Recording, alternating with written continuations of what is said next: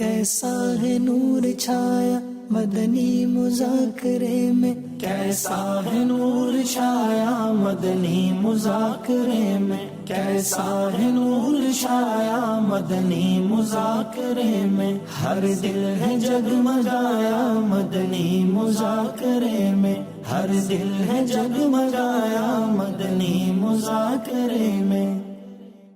الحمدللہ رب العالمین والصلاة والسلام على خاتم النبیین اما بعد واعوذ باللہ من الشیطان الرجیم بسم اللہ الرحمن الرحیم الصلاة والسلام علیک یا رسول اللہ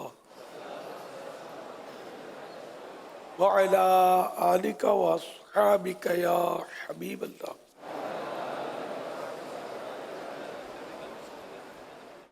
الصلاة والسلام علیک یا نبی اللہ وعلی آلک واصحابک یا نور اللہ۔ 1444 ہجری کے ماہ رمضان المبارک کی آج 13ویں رات ہے۔ مکتبۃ المدینہ کے رسالے ضیاء درود و سلام پیج نمبر 4، فرمان آخری نبی صلی اللہ علیہ وسلم نمبر 13، بے شک تمہارے نام مع شناخت یعنی پہچان کے ساتھ مجھ پر پیش کیے جاتے ہیں، لہذا مجھ پر احسن یعنی بہترین الفاظ میں درود پاک پڑھو۔ صلو علی الحبیب صلی اللہ علی محمد۔ میرا آپ کی بارگاہ میں یہ سوال عرض ہے کہ زندگی سے مایوسی کو کس طرح سے ختم کیا جائے، برائے کرم اس کے بارے میں رہنمائی فرما دیں۔ زندگی کی مایوسی سے مراد یہاں کیا ہے؟ یا تو یہ کہ دکھ اتنے ہیں، پریشانیاں اتنی ہیں کہ وہ بس دنیا میں دکھ ہی دکھ ہیں تو زندگی سے مایوسی، یہ ہے اگر مراد تو یہ اس میں تو آدمی حالات کا مقابلہ کرے کہ صبر کرنے کے اپنے فضائل ہیں۔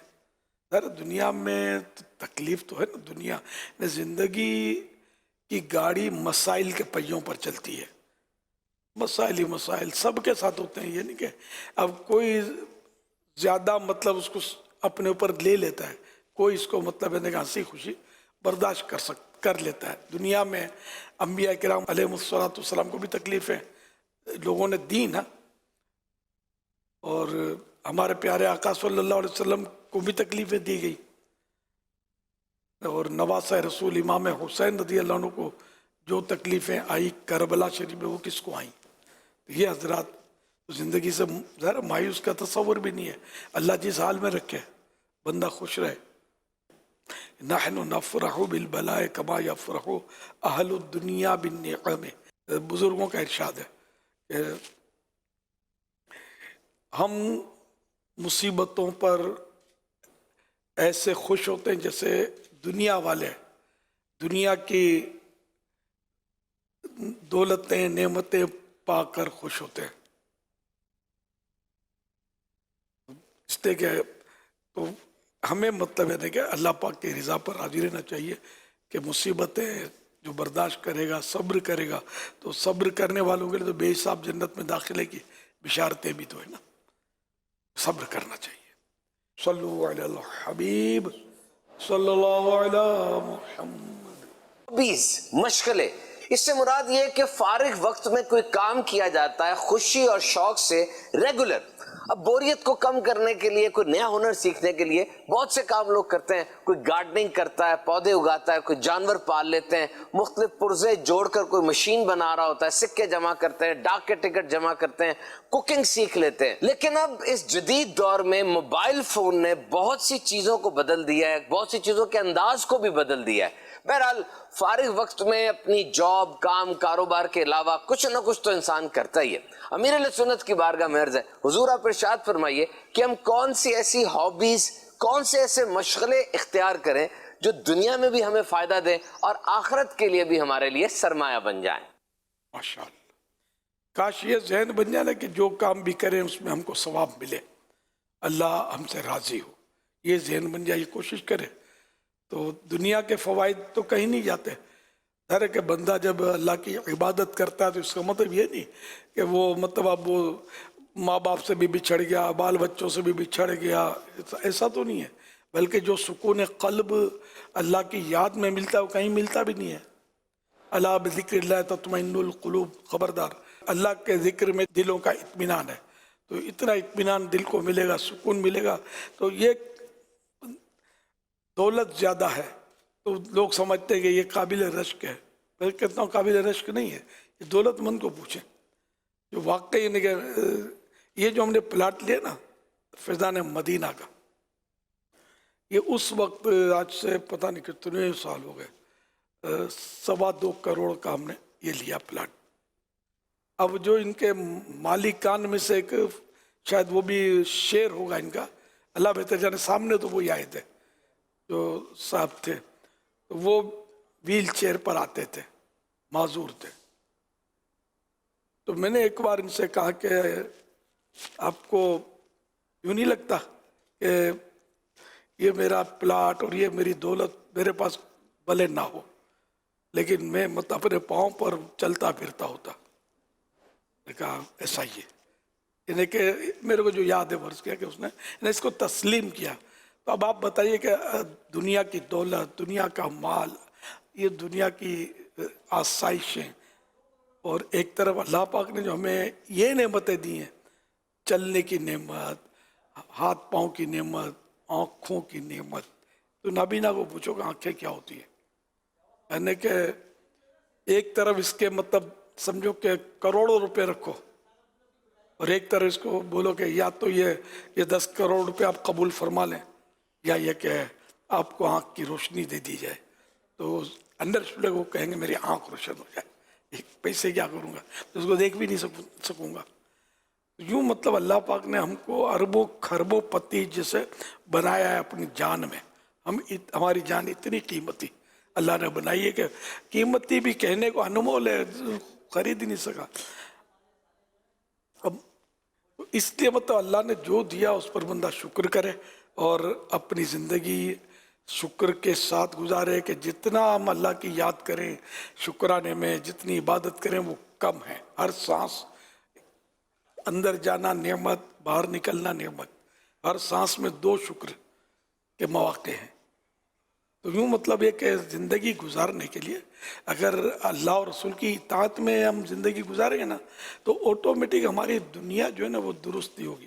جیسے تجارت, دکانداری ہے نا, دکانداری آدمی کرتا ہے کہ زیادہ سے زیادہ مجھے پیسے آئے. یہ 2 دکانیں ہیں. ایک بندہ ہے کہ وہ تھوڑا ملاوٹ والا مال بھی چلا لیتا ہے, تھوڑا دھوکہ بھی دے دیتا ہے, مہنگا بھی بیچتا ہے. ایک جو ہے وہ دوسرا دکاندار وہ دھوکہ نہیں دیتا, ملاوٹ والا مال دھوکے سے نہیں بیچتا, بتا دیتا کہ اس میں بھائی ملاوٹ ہے اور دام بھی واجبی رکھتا ہے. یہ بتائیے کہ جب لوگوں کو پتا چلے گا دل میں کس کی عزت ہوگی.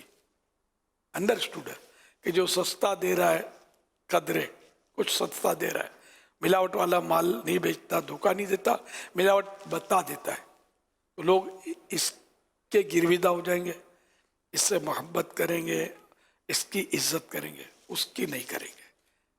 جس کے پاس بھلے بڑی دکان ہے, بہت اسٹاک ہے مال کا, اس کی عزت نہیں کریں گے. تو یہ عزت ملنا یہ بھی تو دنیا کا سکون بھی تو ہے نا, اس میں دنیا کی راحت بھی ہے. پھر دنیا میں عزت ملی, 4 آدمی واہ واہ کرنے والے ہو گئے. تو لیکن دین پر عمل کرنے سے, شریعت پر عمل کرنے سے نقصان نہیں ہے, فائدہ ہے. دین کا بھی فائدہ, دنیا کا بھی فائدہ, آخرت کا بھی فائدہ. جنت میں آقا کے صدقے میں داخل ہو جائیں گے تو فائدہ ہی فائدہ, جہاں کوئی نقصان نہیں ہے, کوئی بیماری نہیں ہے, کوئی غم نہیں ہے, کوئی صدمہ نہیں ہے, کوئی ٹینشن نہیں ہے. جنت فری ٹینشن, غم, ٹینشن کچھ بھی نہیں, راحتیں راحتیں. جو چاہو, اربوں خربوں خربوں پتی ہو, ساری دنیا کا بادشاہ ہو, وہ جو چاہے وہ ہو, اس کو مل جائے, مطلب جو چاہے وہ مل جائے اور ایٹ اے ٹائم مل جائے, یہ امپاسبل. لیکن جنتی سب سے ادنا جنتی، سب سے سمجھو نچلے درجے کا جنتی بھی اگر کسی چیز کی خواہش کرے گا کہ مجھے فلاں چیز کھانی ہے تو تیار ڈش اس کے سامنے موجود ہوگی، جبکہ اربوں خربوں پتی دنیا کا بادشاہ بھی خواہش کرے گا تو پکانے میں کچھ دیر لگے گی۔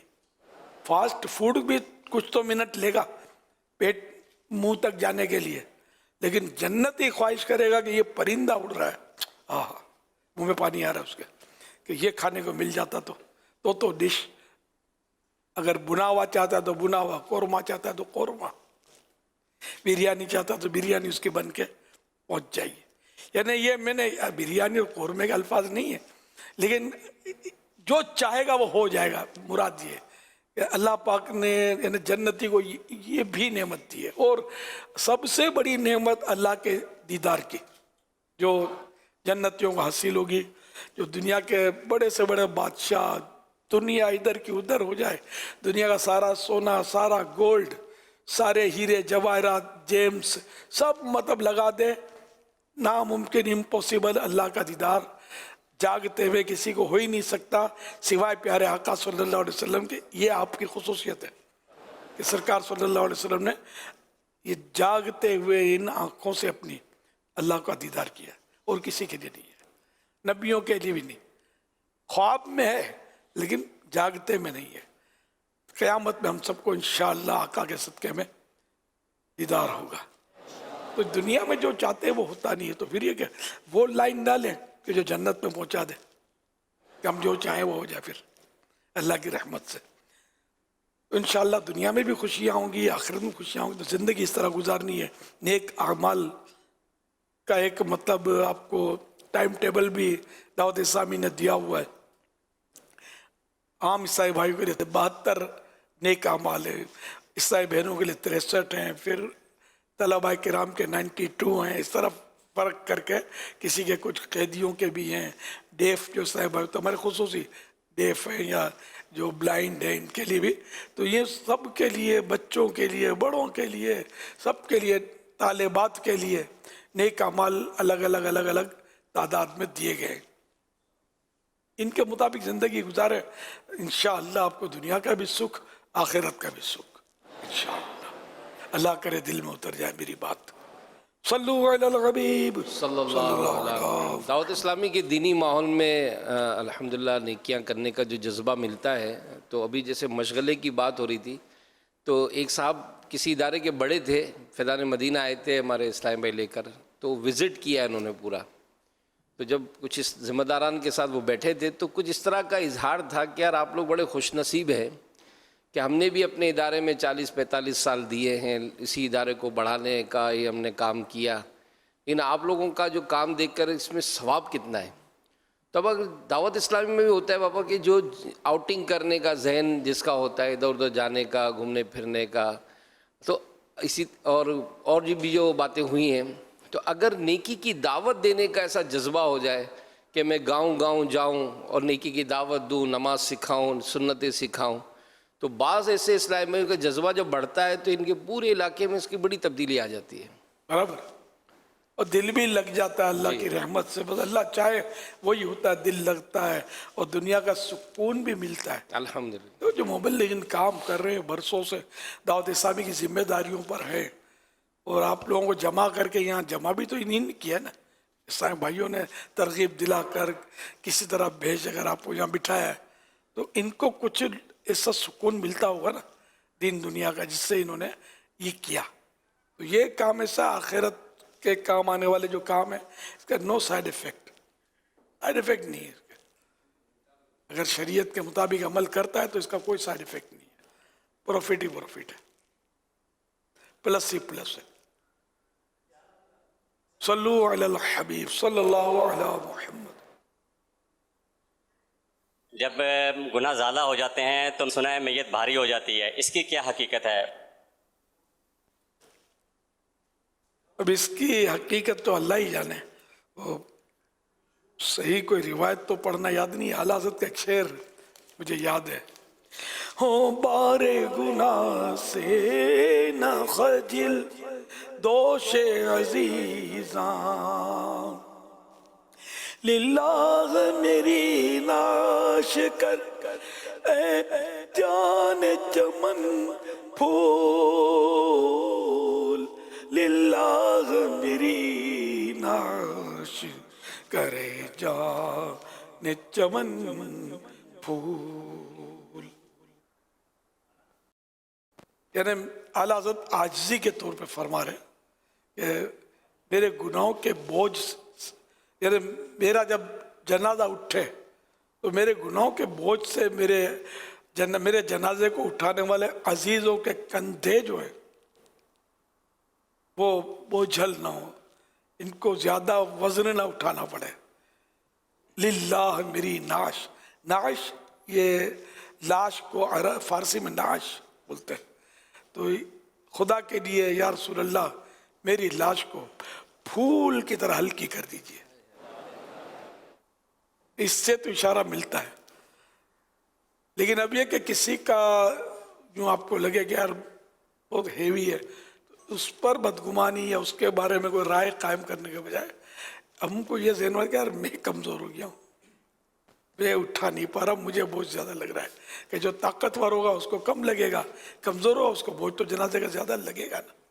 جیسے میں خود جنازے کا کبھی کبھی کندھا دینے کا خاص موقع پر موقع ملا ہے تو میں نہیں اٹھا پاتا، جس طرح یوں پہلے اٹھا لیتے تھے اب نہیں اٹھا سکتا. تو اس طرح بھائی ہوتے ہیں وہ بھی بغیر بولے بیچارے وہ سپورٹ کر رہے ہوتے ہیں. اور میرا یوں کندھا بعض ہوگا تو کندھا بالکل خالی ہوتا ہے، ڈنڈا رہتا ہی نہیں ہے. میں بولتا ہوں یار اب کندھا تو لگنے دو اس کو، میں اٹھانا تو پایا جائے اس میں. تو یوں مطلب یہ کہ اب اگر یہ چھوڑ دیں ہٹ جائے تو یہ چوتھا پایا شاید میں نہ سنبھال سکوں. میں اپنی ذات کی بات کر رہا ہوں. تو اب میں چونکہ نہیں سنبھال پا رہا اس کا مطلب یہ بنوں کہ یہ گناہگار ہے، کہ اس کی لاش اتنی وزندار ہے کہ میں اٹھا نہیں سکتا. میری کمزوری ہے نا، تو اس لیے وہ کوئی بدگمانی کسی پر نہ کرے کہ اس کی لاش بھاری ہے، گناہگار ہے، بلکہ اپنی کمزوری سمجھے. اب بعض اوقات یہ کہ آدمی دبلا پتلا اس کا بھی جنازہ ہوتا ہے، پھر ہیلتھی جو ہوتے ہیں، یعنی اب ہیلتھی بولتے ہیں، صحت مند بھی بولتے ہیں، حالانکہ ہے الٹ معاملہ. ہیلتھی نہیں ہوتے، وہ صحت مند بھی نہیں ہوتے، کہ وزن زیادہ ہونا جو لمٹ ہے اس سے زیادہ، تو یہ تو بیماری ہے خود. تو یہ وزن دار ہوتے ہیں، تو ان کو اٹھانا اور چھوٹے کو کمزور کو اٹھانا، پھر بچے کو اٹھانا تو بڑے کو اٹھانا، فرق تو پڑے گا نا. واللہ تعالی اعلم ورسولہ اعلم عز وجل صلی اللہ تعالی علیہ وآلہ وسلم.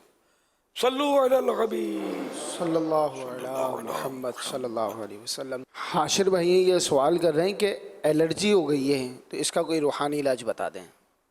اللہ کریم شفاء کاملہ عاجلہ نافعہ عطا فرمائے.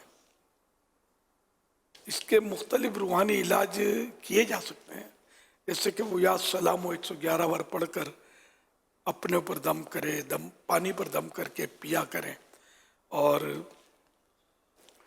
اس کا جسمانی علاج یا طبی علاج یہ ہے کہ جس چیز سے الرجی ہوتی ہے اس سے بچے.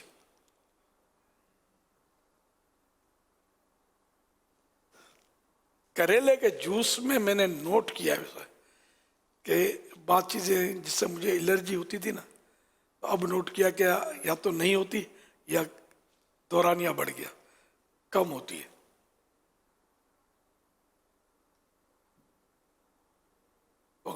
ویسے کریلے کا جوس تندرست آدمی پی سکتا ہے، اس کا سائیڈ ایفیکٹ تو کوئی بظاہر تو نظر نہیں آ رہا. پہلے مجھے آئے دن نزلہ لگتا تھا، کریلے کے جوس کے بعد مجھے بہت ہی الحمدللہ طویل دورانیہ نزلے کا مل رہا ہے، ورنہ رمضان میں تو بندھا ہوا تھا نزلہ. اچھا، لیکن اب ہو سکتا ہے کہ ہو بھی جائے. تو چند ماہ سے مجھے ہوا نہیں ہے، یا پہلے ہوتا تھا تو دیر تک چلتا تھا، اب یہ کہ ایک آدھ دن میں نپٹ، 2 دن میں نپٹ جاتا ہے. اور وہ شدت تو کبھی کبھار ہو سکتا ہے شدت بھی ہو جائے، لیکن یہ کہ میں نے اس کے فائدے محسوس کیے ہیں.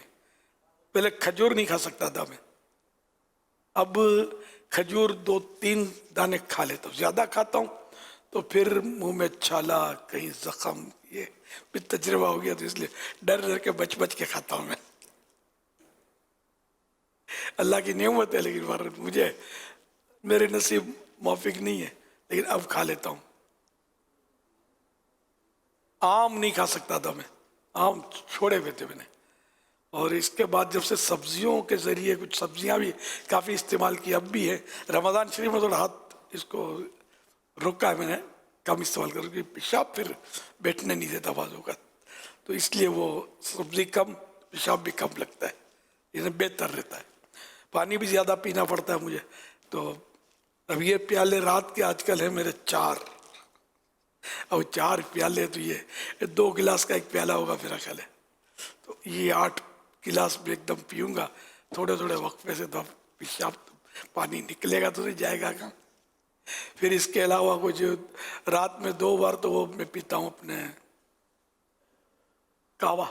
یہ ہے مطلب مختلف چیزوں کا، اتنا ٹیسٹی نہیں ہوتا، یہ بدمزہ بھی خاص نہیں ہوتا. تو ان کو یاد آ گیا یہ شاید، تو میں پیتا ہوں. یہ ابھی میرا ٹائم ہو گیا ہے. لوگ سمجھتے ہیں میں بار بار چائے پیتا ہی ہے.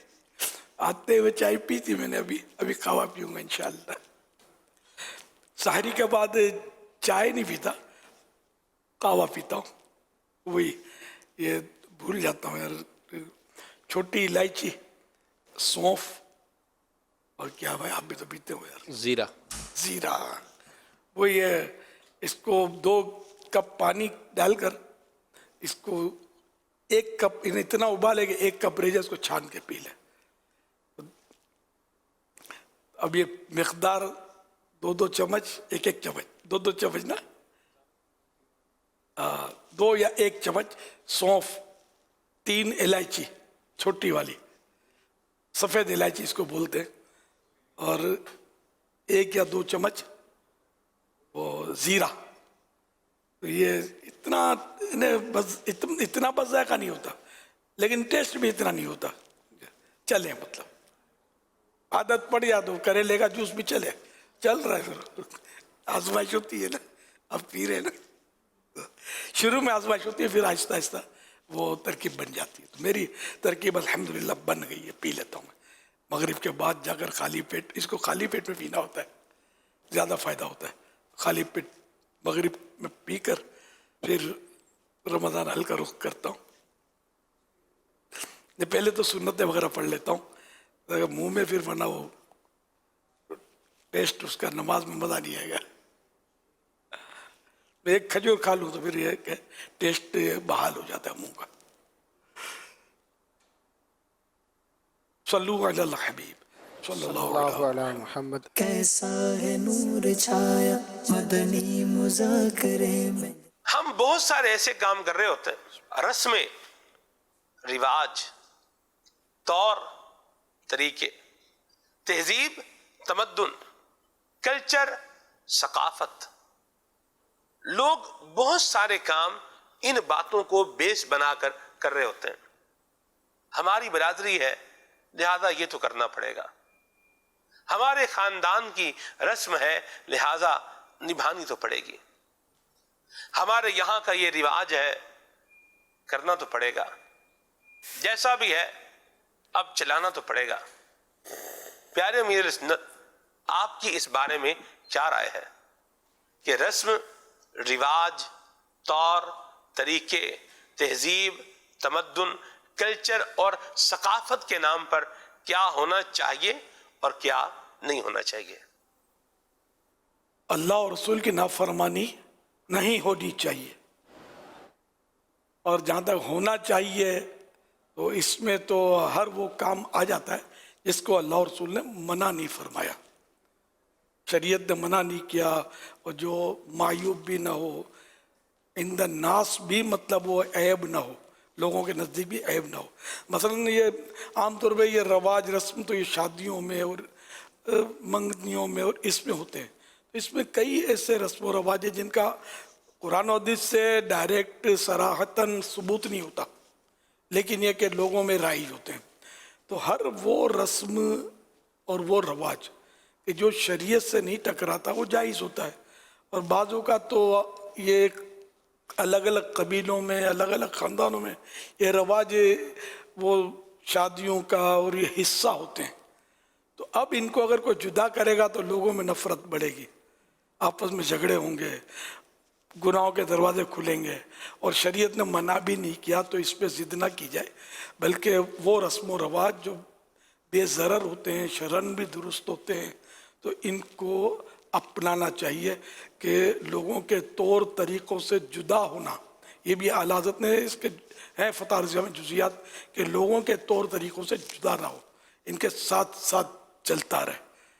ہاں جہاں شریعت نے اس پہ بریکر لگایا وہاں رک جائے، باقی آگے بڑھتا چلا جائے، ورنہ تو یہ کہ زندگی دشوار ہو جائے گی. ایسے بہت سارے کام ہیں جو قرآن و حدیث میں کھلے لفظوں میں ہمیں بیان اس کا نہیں ملے گا، لیکن وہ اصول موجود ہے نا کہ جو چیز اللہ اور رسول نے منع نہیں فرمائی، شریعت نے جس کا منع نہیں فرمایا وہ جائز ہے. واللہ تعالی اعلم ورسولہ اعلم عز وجل وصلی اللہ تعالی علیہ وآلہ وسلم. صلو علی الحبیب صلی اللہ علی محمد. میرا امیر اہل سنت کی بارگاہ میں سوال ہے کہ آنکھ کے اندر کوئی چیز چلی جائے اور اس کو جب نکالنے کے لیے کوشش کریں اور آنکھوں سے پانی نکل آئے تو کیا وہ پانی بھی ناپاک ہوتا ہے، اور کیا اس سے بھی وضو ٹوٹ جاتا ہے؟ برائے کرم جواب ارشاد فرما دیں.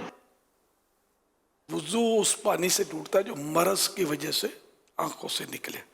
اب یہ تو مطلب پیاز کاٹو تو آنسو ہی آنسو ہیں، تو پیاز کاٹا تو وضو ٹوٹا تو یہ کیسے ہوئے گا؟ تو یوں کچھ اچرا کچرا چلا گیا آنکھوں میں تو اس سے پانی تو نکلے گا. یہ پانی نکلنے میں اللہ پاک نے یہ کرم ہے، اس کا حکمت ہے کہ یہ کچرے کو بعض اوقات بہا کر لے آتا ہے یہ پانی. اور پھر بھی کچرا نہ نکلے یا بعض اوقات کیڑی چلی جاتی آنکھوں میں، اس کا آسان ٹوٹکا بولتے ہیں اس کو عام طور پہ، ایک علاج ہے آسان سا کہ جو تخم میں لنگا وہ شربت میں جو ڈالتے ہیں کالا کالا جو ہوتا ہے تو پھول کر خوبصورت موتی موتی بن جاتے ہیں. تو یہ موتی بنا کرنی ہے وہ کالے کالے، یہ 2-4 آنکھوں میں چند ڈال دیں، یہ پھولیں گے. کیا کچرا ہوگا تو اس پہ چپک جائے گا، کیڑی ہوگی مری ہوئی اس پہ چپک جائے گی، یہ باہر آ جائے گا. تو یوں یہ آپ کے مطلب گھر میں علاج دوا ڈاکٹر سب موجود ہے، اس طرح کام چلایا جا سکتا ہے. صلو علی الحبیب صلی اللہ علی محمد. امیر علیہ سنت کی بارگاہ میں سوال یہ ہے کہ اگر سورہ فاتحہ پڑھنے کے بعد بغیر صورت ملائے رکوع میں چلے گئے تو اس صورت میں اس نماز کا کیا حکم ہوگا؟ سجدہ سہو کریں گے یا واپس قیام میں جائیں گے؟ برائے کرم اس حوالے سے شرح رہنمائی فرما دیں. فرض کی تیسری چوتھی رکعت میں تو قراءت فرض ہے ہی نہیں. اس کے علاوہ جو نمازیں اس میں ہر رکعت میں سورہ فاتحہ اور سورت کوئی بھی یا 3 آیتیں چھوٹی، تو یہ کہ اس صورت میں رکوع کیا ہے تو لوٹ کر آ جائیں اور قراءت یہ بھی صورت وغیرہ ملا لیں سورہ فاتحہ کے ساتھ. سورہ فاتحہ تو ہو گئی تھی، اب صورت پڑھ لیں، دوبارہ رکوع کریں اور سجدہ سہو کریں آخر میں. نماز اشراق کس ٹائم پڑھی جاتی ہے اور کیا فوائد ہیں تو یہ پلیز بتا دیجیے گا، بڑی مہربانی ہوگی. اور دعا میں یاد کیجیے گا. 2 فرامین مصطفیٰ صلی اللہ علیہ وآلہ وسلم جو نماز فجر با جماعت ادا کر کے ذکر اللہ کرتا رہا یہاں تک کہ آفتاب بلند ہو گیا، 2 رکعتیں پڑھیں تو اسے پورے حج و عمرے کا ثواب ملے گا. نمبر 2، جو شخص نماز فجر سے فارغ ہونے کے بعد اپنے مصلی میں یعنی جہاں نماز پڑھی وہیں بیٹھا رہا حتیٰ کہ اشراق کے نفل پڑھ لے، صرف خیر ہی بولے یعنی اچھی بات کرے، بھلائی کی بات کرے، تو اس کے گناہ بخش دیے جائیں گے اگرچہ سمندر کی جھاگ سے بھی زیادہ ہوں. حدیث پاک کے اس حصے اپنے مصلی میں بیٹھا رہے کی وضاحت کرتے حضرت سیدنا ملا علی قاری علیہ رحمت اللہ الباری فرماتے ہیں یعنی مسجد یا گھر میں اس حال میں رہے کہ ذکر یا غور و فکر کرنے یا علم دین سیکھنے سکھانے یا بیت اللہ کے طواف میں مشغول رہے. نیز صرف خیر ہی بولے کے بارے میں فرماتے ہیں یعنی فجر و اشراق کے درمیان خیر یعنی بھلائی کے سوا کوئی گفتگو نہ کرے، کیونکہ یہ وہ بات ہے جس پر ثواب مرتب ہوتا ہے، انہیں ملتا ہے۔ تو اب یہ کہ اگر اٹھ گیا فجر کے فرض پڑھ کے چلا پھرا تب بھی حرج نہیں ہے، بس یہ ہے کہ جو بھی کیا اس نے وہ اچھی بات کی، بھلائی کی بات کی، ثواب والی بات کے کہ اس پر ثواب ملے۔ یہ علم دین سیکھنے سکھانے میں مشہور ہوا، درس دینے لگا، بیان کیا، تفسیر جیسے تفسیر صراط الجنان کا حلقہ، یا وہ دعا وغیرہ پڑھتے ہیں یا بیان ہوتا ہے، اس میں کوئی حرج نہیں ہے۔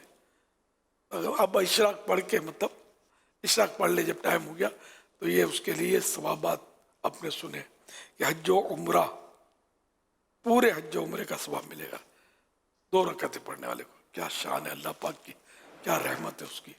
ہم لوگ ہیں کہ لالچ میں آتے ہی نہیں ہیں۔ اللہ وہ توفیق دے ہم سب کو کہ سارا سال اشراق نہ چھوٹے، اللہ کرے۔ اسی طرح چاشت، اس کے بعد چاشت کا ٹائم ہوتا ہے، سورج طلوع ہونے کے کم از کم 20 یا 25 منٹ بعد سے لے کر ضحوہ کبریٰ تک نماز اشراق کا وقت ہوتا ہے۔ تو نماز اشراق کے بعد وہی نماز چاشت کا بھی وقت ہوتا ہے، لیکن بہتر جو ہے نا وہ وقت کہ سورج تھوڑا گرم ہو جائے، سورج گرم ہو جائے اس وقت پڑھے، لیکن ضحوہ کبریٰ سے پہلے سورج پورے سر پر آئے اس سے پہلے چاشت بھی پڑھ لے۔ اچھا، سورج کب آیا سر پہ تو یہ روز دیکھیں گے، تو دیکھنے میں ہو سکتا ہے سمجھ پڑے نہ بھی پڑے، بادل بھی ہوتے ہیں، سورج چھپ بھی جاتا ہے بعض اوقات، ایسے سیزن آتے ہیں نا۔ تو اس کا سارے ٹائمنگ دعوت اسلامی کی پیریڈ ٹائم کی اپلیکیشن جو ہے اس میں مل جائیں گے آپ کو۔ اب نماز چاشت کا یہ 278 پر ہے، اس کے لیے صلاۃ و تسبیح کا بیان، صلاۃ و تسبیح کا طریقہ، تو یہ مدنی پنصورہ ہر گھر کی ضرورت ہے۔ استخارہ اس کے بعد آ رہا ہے کہ استخارہ کرنے کا طریقہ وغیرہ۔ صلاۃ الاوابین بھی اس میں ہے کہ اس کی فضیلت مغرب کے 3 فرضوں کے بعد جو 6 رکعتیں پڑھنی ہیں 2 سنتوں سمیت، تحیۃ الوضو، صلاۃ الاسرار، نماز غوثیہ جس کو بولتے ہیں، اس کا طریقہ، صلاۃ الحاجات، یوں مطلب اور بھی بہت ساری سینکڑوں دعائیں، اور مطلب خزانہ مدنی پنصورہ ہر گھر کی ضرورت ہے۔ اب دعوت اسلامی کے تقریباً گھروں میں میرے خیال میں ہوگا بھی ہے۔ اب خالی رکھنے کے بجائے اگر اس کو کھول کے دیکھیں بھی نا، اس کو پڑھیں بھی، تو اب انشاءاللہ پڑھیں گے۔ جیسے میں چلاتا گیا تو آتی گئی، تو یوں جیسے کہ بولتا جاؤں میں، نہیں ہے گھروں میں جس کے، تو وہ ضرور اس کو اپنائیں۔ یا سیدی کریلے کے جوس بنانے کا طریقہ ارشاد فرما دیجیے، جزاک اللہ۔ کیا بات ہے، دیکھنے میں کہتا ہے منہ میں پانی آ جائے، بچے تو اس پہ لپکیں گے، پھر چکھاؤ تو پھر منہ بگاڑے۔ چکھاؤ تو واقعی پانی کی ضرورت پڑتی ہے، پھر دل کہتا ہے منہ میں کچھ میٹھا پانی آ جاوے۔ ہمارے خاندان کے بچے کو کل میں نے دکھایا تو تھوڑا سا پیا اس نے، پھر جو بھی منہ تھا اس کا ویڈیو نہیں بنائی میں نے، تو پھر دوسرے دن آیا اور بھاگ گیا، جلدی اس کو یاد آ گیا شاید۔ تو یہ کہ دیکھنے میں تو بڑا ہے نا کہ آدمی کشش کھاتا ہے، تو اس کا کوئی مشکل طریقہ نہیں ہے، میں نے کبھی بنایا نہیں ہے، میں نے کبھی چاول بھی نہیں ابالے، خالی طریقہ بتاتا رہتا ہوں۔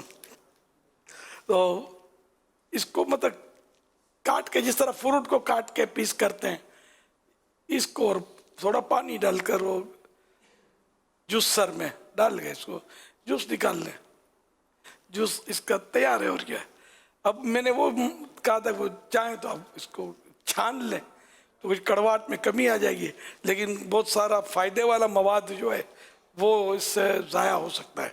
اگر بغیر چھانے پی سکتے ہیں تو سونے پہ سہاگا، جس طرح آپ کو مناسب لگے۔ آپ یہ کچا اس کو جوس نکلتا ہے، ابال کے نہیں۔ صلو علی الحبیب صلی اللہ علیہ محمد۔ امیر اہل سنت محترم سے میرا سوال یہ ہے کہ ہم جو سرکاری نوکریوں سے وابستہ لوگ ہیں، ہمارے اندر ایک چیز موجود یہ ہے کہ ہم دین پہ بھی چلنا چاہتے ہیں اور جو ہماری پیشہ ورانہ سروسز ہیں وہ بھی ہم لوگ دینا چاہتے ہیں۔ ان پیشہ ورانہ سروسز کے دوران ظہر کا اور بعض اوقات عصر کا وقت بھی ہمارا نوکری کے اندر گزر جاتا ہے۔ ان صورتحال کے اندر ایک رویہ ہمارا یہ ہو جاتا ہے بعض اوقات کہ ہم اپنی نوکری سے اٹھ کے چلے جاتے ہیں اور مساجد جو دور کی مساجد ہمیں ملتی ہیں جہاں پر ہمیں اپنی روحانی سکون کا ماحول ملتا ہے، ہم ان کا رخ کرتے ہیں، وہاں آنے جانے میں کافی وقت لگ جاتا ہے، اور ساتھ ہی پھر ہم یہ بھی کرتے ہیں کہ وہاں جا کے مکمل نماز نوافل کے ساتھ، پورے اہتمام کے ساتھ، پھر خشوع و خضوع کے ساتھ، اور پھر اس کے علاوہ نوافل کا بھی پورا اہتمام کرتے ہیں۔ تو یوں گویا کہ نوکری سے اٹھ کر ہم جب جاتے ہیں تو کبھی 1 گھنٹہ، کبھی 1.5 گھنٹہ، کبھی 2 گھنٹہ وہ صرف ہوتا ہے کہ جو اس کے پیسے ہم اپنے نوکری سے، اپنے آجر سے لے رہے ہوتے ہیں۔ تو میرا سوال یہ ہے کہ روزی اگر حلال نہ ہو رہی ہو اور وہ روزی کا ٹائم، نوکری کا وقت جس کا ہم معاوضہ لے رہے ہوں وہ ہم عبادات میں گزار رہے ہیں، تو کیا ایسی عبادات کے اندر یہ وقت جو ہم نے گزارا وہ اللہ کی بارگاہ کے اندر قبولیت کا شرف حاصل کر پائے گا، یا روزی حلال نہیں کی ہم لوگوں نے، وہ وقت ہم نے روزی پہ صرف کرنے کے بجائے سائلین جو ہمارے دفاتر کے اندر آتے ہیں ان کے مسائل حل کرنے کے بجائے، مشکلات میں گھرے ہوئے جو لوگ ہمارے سامنے آتے ہیں جن کے مسائل ہم نے حل کرنے ہوتے ہیں ان کے مسائل ہم نے حل نہ کیے ہوں، تو کہیں ایسا تو نہیں ہے کہ یہ جو ہم عبادات کے اتنے بڑے اہتمام کی طرف نکل پڑتے ہیں اس سے ہم گناہ گار ہو رہے ہوں، اپنی روزی کو حرام کر کے، بجائے کہ اس کو ہم وہاں زیادہ وقت دیتے ہیں، صرف ایک وقت کی جو نماز ہے، فرض نماز پڑھ کے یا سنت موقعہ ادا کر کے ہم لوگ واپس پلٹ جائیں اور وقت بچائیں، تاکہ اس وقت کو ہم جو ہماری نوکری ہے اس کے حوالے سے صرف کریں۔ تو ان دونوں میں سے کیا چیز بہتر رہے گی؟ آپ کی رہنمائی چاہیے۔ ماشاء اللہ۔ میں یہ کہ فرض، سنت موقعہ یا وطر کا تو عام طور پر ڈیوٹی میں پھر بھی اگر آ گیا تو یہ نمازیں تو ڈیوٹی کے دوران پڑھیں گے، مسجد میں جا کر جو قریب ترین مسجد ہے اس میں پڑھیں گے، اور اس کے علاوہ نوافل یا دیگر عبادات عرف سے ہٹ کر، مطلب ہے کہ اس کو طویل کرنا فرضوں کو بھی، اس کی تو اجازت نہیں ملے گی، کیونکہ وہ آپ اب ہیں بھی گورنمنٹ کے ملازم، تو اس میں تو کوئی اجازت نا اجازت کی کوئی صورت ہے نہیں نا، نا اجازت ہی ہے، اجازت تو ہے ہی نہیں، منع ہی ہے۔ تو اب جتنا وقت عرف سے ہٹ کر اس نے لگایا تو اتنا اس کو کٹوتی کروانی پڑے گی، اور اگر پرائیویٹ ادارہ ہے تو اگر اصل مالک ہے، سیٹ ہے، جیسے اس نے اجازت دے دی کہ ٹھیک ہے آپ نفلیں بھی پڑھ لو اور بھی کچھ تلاوت تھوڑی بہت کرنی ہے تو بھلے کر لو، آپ کو ہم 1 گھنٹے کا وقت دیتے ہیں، نماز پڑھو، تو وہ جائز ہو جائے گا، تنخواہ نہیں کٹے گی۔ لیکن گورنمنٹ میں یہ خیال زیادہ رکھنا ہوگا، اور پرائیویٹ میں بھی اگر وہ یہ نہیں کہ سیٹ کو پتہ نہیں ہے تو وہ آپ نے دیر کر دی، تو پھر وہی قانون یہاں بھی ہوگا کہ اتنی کٹوتی کروانی پڑے گی، ورنہ ناجائز ہوگا۔ جتنی وہ زائد آپ نے رقم اب تک لی ہے وہ بھی لوٹانی پڑے گی، اگر کسی نے لیے کہ چلو آئندہ خیال رکھوں گا، نہیں، آئندہ بھی خیال رکھنا ہے، اور جو لے لی واپس بھی دے دیں۔ صلو علی الحبیب صلی اللہ علیہ وسلم صلی اللہ علیہ محمد صلی اللہ علیہ وسلم۔ امیر اہل سنت سے عرض ہے کہ بعض جیسے ادارے ہوتے ہیں، سرکاری ادارے ہوں یا وقفی ادارے ہوں یا پرائیویٹ ہی ہوں، تو جیسے ظہر کی انہوں نے مثال دی، تو وقفہ بعض اوقات ہوتا ہے 1 سے 2 کا وقفہ ہے کہ اس میں کھانا کھا لیں، نماز ادا کر لیں، تو اس وقفے کے دوران کیا وہ طویل نمازیں نوافل وغیرہ پڑھ سکتا ہے یا نہیں پڑھ سکتا؟ اب وہ وقفہ جب ملا ہے اس کا کہ اس میں نماز بھی پڑھنا ہے، کھانا بھی کھانا ہے، تو ٹھیک ہے، کھانے کو کم وقت دے رہا ہے اور نماز کو زیادہ وقت دے رہا ہے تو ٹھیک ہے، کوئی حرج نہیں ہے۔ یا کھانا ہی نہیں کھانا ہے، اس کو روزہ رکھا ہوا ہے اس نے، 1 گھنٹہ اس کو چھٹی ملی ہوئی ہے، تو 1 گھنٹہ اگر وہ نمازوں میں عبادت میں گزارتا ہے تو یہ با اختیار ہے۔ واللہ تعالی اعلم ورسولہ اعلم عز وجل وصلی اللہ تعالی علیہ وآلہ وسلم۔ صلو علی الحبیب صلی اللہ علیہ محمد۔ پیارے باپا جان، آپ کی بارگاہ میں سوال عرض ہے۔ یوکے یورپ میں بعض لوگ بلی پالتے ہیں، کیا بلی پالنا سنت ہے؟ ماشاءاللہ، انداز اچھا، آنکھیں نیچی کر کے، وہ بھی یوکے میں۔ بلی یوکے میں بھی پالتے ہیں، دوسرے ملکوں میں پالتے ہیں، ہمارے پاکستان میں کراچی میں بھی پالتے ہیں بلی۔ آج کل بلیاں عام ہوتی جا رہی ہیں، اس کو سنت تو کیسے کہیں، جائز ہے، بلی پالنا جائز ہے، सुन्नत नहीं कह सकते इसको। अब ये कि जब बिल्ली पाली या कोई भी जानवर पाला जो जिसको पालना जायज़ है, तो उसको खूब खिलाना पिलाना जो इसकी ज़रूरत है इसके मुताबिक, और इसके बारे में ट्रेनिंग भी हो कि ऐसी चीज़ ना खिलाई जाए जिससे बेचारी बीमार पड़ जाए, और इतना ज़्यादा भी ना खिला दिया जाए कि बीमार पड़ जाए, इतना कम भी ना खिलाए कमज़ोर हो जाए। इसकी ज़रूरत के मुताबिक इसको ग़िज़ा पानी सब मिलना होगा। तो ये जो बिल्लियाँ आती है ना पालने की ख़ास कोई मखसूस पता नहीं क्या इसमें एक अजीब कुदरती इनमें निज़ाम है कि अपनी मखसूस जगह पर पेशाब वगैरह करेंगी, घर को ख़राब नहीं करती हैं। अच्छा, अब इनका खाने का फीड भी तैयार आता है, ये आम चिचड़े और गोश्त वगैरह नहीं खाती, ये मखसूस चीज़ें खाती है। वो चीज़ भी देखने में खूबसूरत होती है जो इनका फीड होता है ना। किसी ने मुझे बताया था, वो समझे कोई सी कोई टेस्टी स्वीट गोली खट्टी मीठी गोली है कुछ होगी, इसके मखसूस फीड आते हैं, तो वो ऐसा खूबसूरत होता है। मैंने एक चुटकुला बता रहा था कि साईं भाई ने बताया था, उसने समझा कि कोई खाने की चीज़ रखी हुई है, अपने मुंह में डाल लिया, फिर पता चला तो ये हमारे खाने की नहीं होती। सल्लु अलल हबीब सल्लल्लाहु अलैहि मुहम्मद। जैसे तेज़ाब और ये चीज़ें भी तो कलर्ड और मतलब कपड़े धोने की, और ये कलर्ड खूबसूरत बोतलें आती हैं और शरबत ही लगता है कि दूध का शरबत है, सब्ज गुलाबी। तो बाज़ बच्चे बेचारे पी लेते हैं ना, फिर मसाइल भी होते हैं। ये इस तरह की चीज़ें बच्चों की पहुंच से दूर रखी जाए, ऐसी जगह रखी जाए कि जहाँ बच्चा उठा ना सके। बच्चे ना समझ होते हैं तो इनको आप समझाओगे तो भी थोड़ी समझेंगे।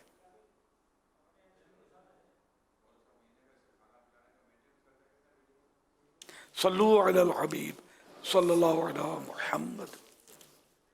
मेरा अमीर सुन्नत के बारगाह में सवाल ये है कि एक बंदे ने एक दुकान लगाई है और उसने ये नियत की है कि मेरी जो भी कमाई होगी मैं मस्जिद में लगाऊंगा।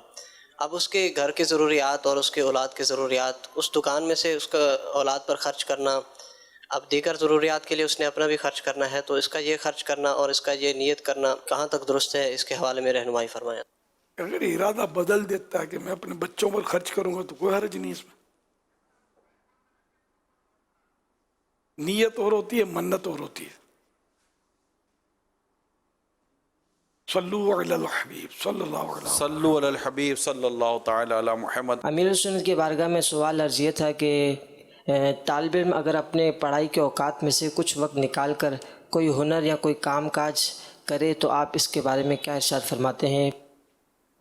कर ही रहे होते हैं जिनको बाज़ों को बेचारों को ज़रूरत होती है।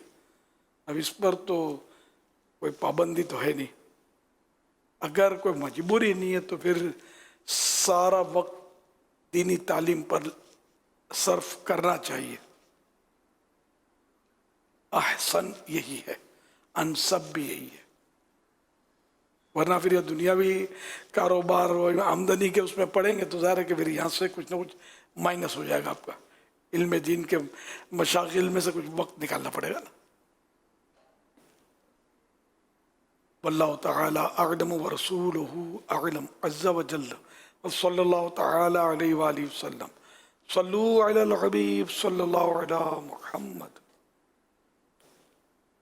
हमारे ज़हन में फजूल ख्यालात आते हैं जब हम नमाज पढ़ते हैं, तब भी हमारे ज़हन में फजूल ख्यालात आते रहते हैं।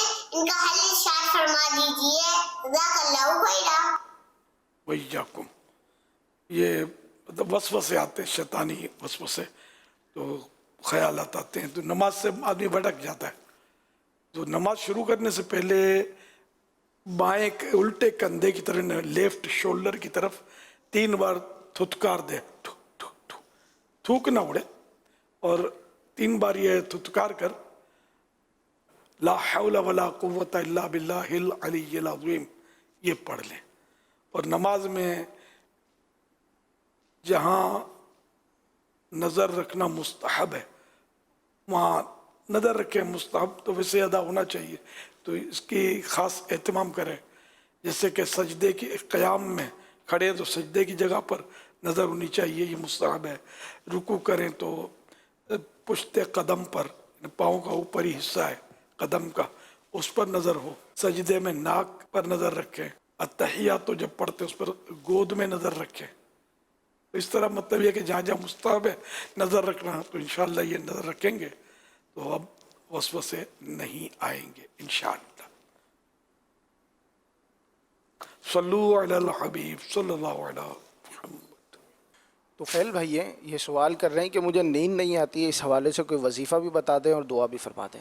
अल्लाह अल्लाह, नींद ना आए तो एक तो इसका हल ये भी है कि इन्नल्लाह व मलाइकतहू युसल्लूना अलन नबी या अय्युहल्लज़ीना आमनू सल्लू अलैहि व सल्लिमू तस्लीमा, ये पढ़कर दुरूद शरीफ पढ़ते पढ़ते सो जाए। पढ़ता रहे तो इंशाअल्लाह नींद आ जाएगी। ये किसका अमल है इसका। और भी कुछ अमाल हैं इसके कि जो करने से नींद आती है। ये घरेलू इलाज मकतबुत मदीना की किताब है, उसमें भी ये आपको मिल सकते हैं। और तिब्बी इलाज इसका अगर यानी हकीम साहब से पूछ कर ये करना है, बड़ा सा दारचीनी का पीस लेना है और जब भी चाय पिए तो उसमें चाय की पत्ती के साथ उसको पका लेना है, पका के फिर छान के इसको चाय पिए। जब भी चाय पिए, एक बार, दो बार, तीन बार, तो बड़ा पीस, छोटा टुकड़ी नहीं, बड़ा टुकड़ा। मगर हर इलाज अपने तबीब के मशवरे से करना चाहिए। सल्लु अलल हबीब सल्लल्लाहु अलैहि मुहम्मद। अल्लाह पाक रहमत की नज़र करे आपको, इस मरज़ से शिफा दे। वाकई भी बड़ा टेंशन फुल मरज़ है, नींद ना आना, आदमी परेशान हो जाता है। इतना वक्त जितना आप नॉर्मल लाइफ में नींद करते हैं, सपोज करो 8 घंटे, तो 8 घंटे अगर पड़ा रहे ना इंसान, तो उसके बदन को कुछ तो कुछ सुकून मिलता है। अगर ये परेशानी तो है इसको, क्योंकि अगर इस नींद नहीं आती इसलिए आदमी एक्टिव रहेगा, मैं ये काम भी करूँ वो भी काम करूँ, चलता फिर तो ये गया काम से, फिर मुश्किल हो जाएगी। तो पड़े पड़े बदन को रेस्ट मिलता है, ये करना हो सकता है ये करते भी होंगे, डॉक्टरों ने तो मशवरा दिया भी होगा। अल्लाह पाक रहमत की नज़र फरमाए। सल्लु अलल हबीब सल्लल्लाहु अलैहि मुहम्मद। मेरे सुन्नत की बारगाह में अर्ज है कि कुछ बच्चे कहते हैं कि हमें आप पैदा ही क्यों किया, पैदा करके आपने कौन सा एहसान किया है। बच्चे तंग करते रहते हैं अपने वालिदैन को। तो माँ बाप पैदा थोड़ी करते हैं, पैदा तो अल्लाह करता है। माँ बाप के चाहने से कुछ होता भी नहीं है। माँ बाप चाहते हैं कि बेटा हो तो बेटी हो जाती है। तो कई बेचारे बे औलाद होते हैं, बरसों तक वो चाहते हैं लेकिन औलाद नहीं होती। तो पैदा अल्लाह पाक करता है, और अल्लाह पाक बेटी दे बेटा दे ना दे, हर हाल में उसका शुक्रगुजार रहना चाहिए। तो कोई बेटा अगर ऐसा कहता है तो हमको यानी क्या, शायद इन मानों में कि तुम बाप कहाँ बन गए, हम तुम्हारे घर कहाँ पैदा हो गए। हो सकता है इस तरह के तो नादानी, नालायकी और परले दर्जे की मतलब नाशुक्री है, ये गलत करते हैं। सब तौबा करनी चाहिए इनको। माँ बाप का इस तरह ज़ाहिर दिल भी दुखेगा, और माँ बाप का दिल दुखाना ये तो जहन्नम का शॉर्टकट है, बहुत ख़तरनाक है। ऐसा किसी को कभी भी नहीं कहना चाहिए। माँ बाप का इसमें कसूर भी नहीं है और कुछ भी नहीं, मतलब माँ बाप का कोई है ही नहीं मतलब इसमें। खामखा ये कि बाद लोग अगर कहते हैं जैसे कह रहे हैं तो गलत कह रहे हैं। अल्लाह हिदायत दे, सबको हिदायत दे। और ये क्यों कहते हैं ऐसा, इस पर माँ बाप भी गौर करें। कहीं अपनी कोई ऐसी गलतियाँ, बदअखलाकियाँ, उनके साथ कोई ऐसी ज़्यादतियाँ तो नहीं जिसकी वजह से ये बिफर कर गुस्से में ऐसा कह रहे हैं। तो माँ बाप भी अपनी थोड़ी आदत को कंट्रोल करें। इनको डांट डपट से तो कभी भी नहीं समझेंगे। इनको प्यार देना शुरू कर दें और अपना प्यार बढ़ा देंगे तो ये आपके शुक्रगुजार हो जाएंगे इंशाअल्लाह करीम। जैसे बाज़ लोग बोलते हैं मेरा बेटा मानता नहीं है, नमाज नहीं पढ़ता, ये नहीं करता, वो नहीं करता। तो कभी कभी मैंने मशवरा दिया है इसको कि अब तक आपने जिस तरह भी समझाया, अब सिर्फ शफकत और प्यार अपना बढ़ा दें तो इंशाअल्लाह ये लाइन पे आ सकता है। अल्लाह ने चाहा तो क्या नहीं हो सकता। तो बातों का समझाने का अंदाज ही ऐसा होता है कि जिससे वो औलाद मानती नहीं है। रफनेस जो है ना, माँ बाप में भी होता है, औलाद में भी होता है।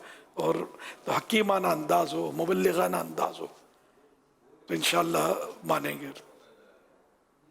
सल्लु अलल हबीब सल्लल्लाहु अला मुहम्मद। अमीर सुन्नत की बारगाह में सवाल है कि घर में दर्स देने से झिझक आती है, तो ये झिझक कैसे उतारें और घर में दर्स देने के क्या फ़वाइद हैं, बराए करम जवाब अता फरमा दें। माशाअल्लाह। झिझक उड़ाने का नुस्खा ये है कि जिस काम से झिझक हो ना वो करता रहे, खुद ही झिझक उड़ जाएगी।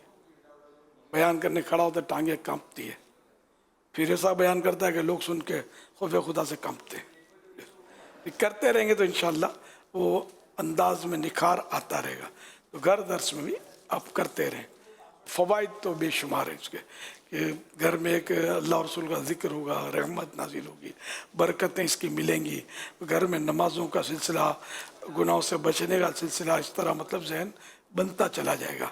अल्लाह ने चाहा तो घर में दीनी माहौल बन जाएगा। दीनी माहौल है तो मज़ीद इसमें और इजाफा होगा, बरकतें मिलेंगी और पुख्तगी आएगी, इस्तिकामत की सूरतें बढ़ेंगी इंशाअल्लाह। सबको घर दर्स करना चाहिए। सल्लु अलल हबीब सल्लल्लाहु अला मुहम्मद। ये एक सवाल SMS के ज़रिए हमें आया है कि ये बताया जाए कि मौलाना और वली में क्या फ़र्क है।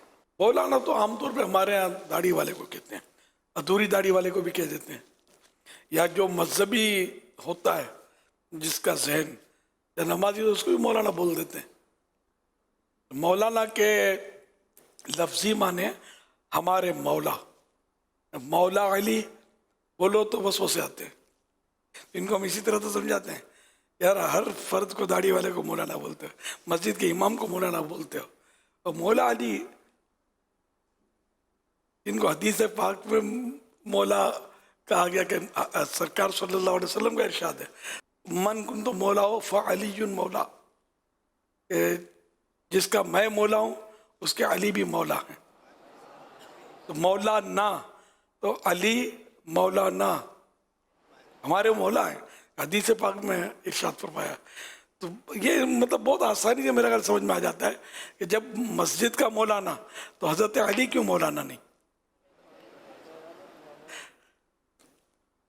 तो यूँ मतलब मौलाना अलग चीज़ है और वली चीज़ दिगर है, वो चीज़ ही हो रहा है। सल्लु अलल हबीब सल्लल्लाहु अला मुहम्मद।